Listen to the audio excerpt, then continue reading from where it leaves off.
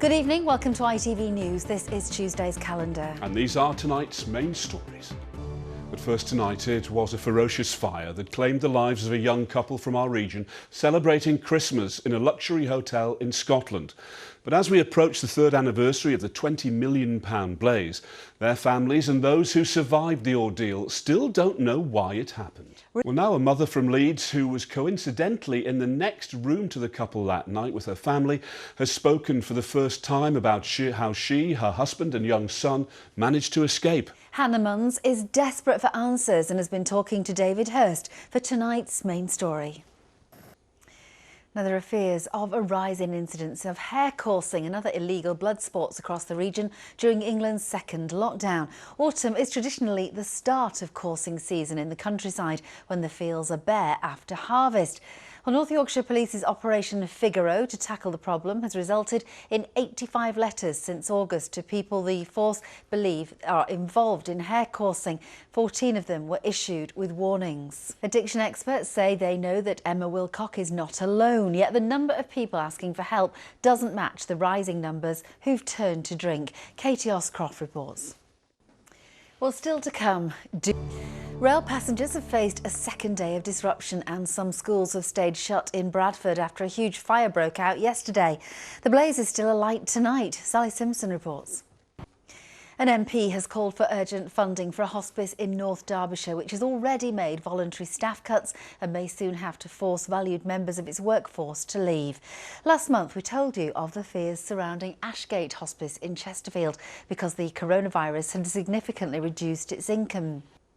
Thank you very much, Mary. Well, next tonight to the Pennine town, which is going online in a big way in a bid to beat the sales slump caused by the lockdown. Hebden Bridge would normally be teeming with tourists in the run-up to Christmas, but not this year, of course. Instead, around 70 traders have signed up to a unique scheme which allows shoppers to buy online from local shops all on the same website. It's estimated if every adult spent around £5 per week, it would generate £2.7 million a year for the local economy. Chris Kiddie reports. Well, that's a great idea. Fantastic very, idea. Very innovative.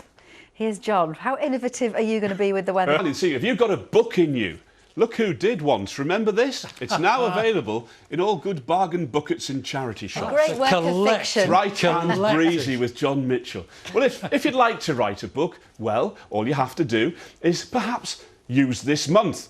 It's time to think about it because November is National Novel Writing Month, an online creative writing project in which budding writers are asked to pen a £50,000 word manuscript by the end of the month. And when it comes to authors, our region has a whole library of famous names. The Bronte sisters, just for one. Well, with a lot less to do and see during lockdown, this could be your chance. Here's Derek Johnson. What are you doing? It's not coming. It's just... The tyranny of the blank page. Let's get John to fill it in. Here he is.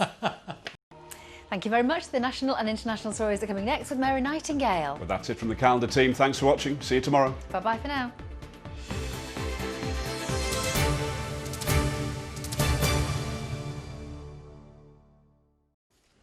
Well, the ITV Evening News continues at 6:30. Here's a look at what's happening with Mary Nightingale.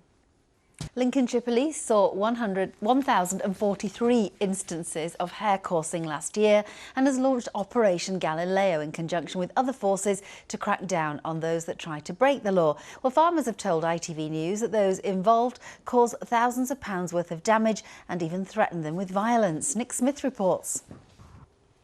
Well, it's time for the weather now, and John's here. It's been very mild today. Yeah. Hello, welcome to ITV News. This is the late update from Calendar.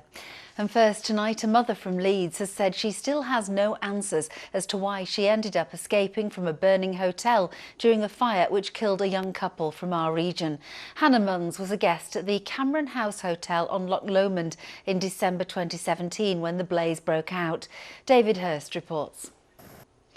Well, next, a mother of 4 who became isolated after moving home just before the first lockdown has spoken frankly about the amount of alcohol she began to drink, which left her drunk or hungover for most of the summer. Addiction experts say they know that Emma Wilcock is not alone. Katie Oscroft reports. Rail passengers have faced a second day of disruption and some schools have stayed shut in Bradford after a huge fire broke out yesterday. The blaze is still alight tonight. Sally Simpson reports. Well, in other news now, and a 28-year-old man has been named as the victim of a stabbing in Sheffield in the early hours of Sunday morning.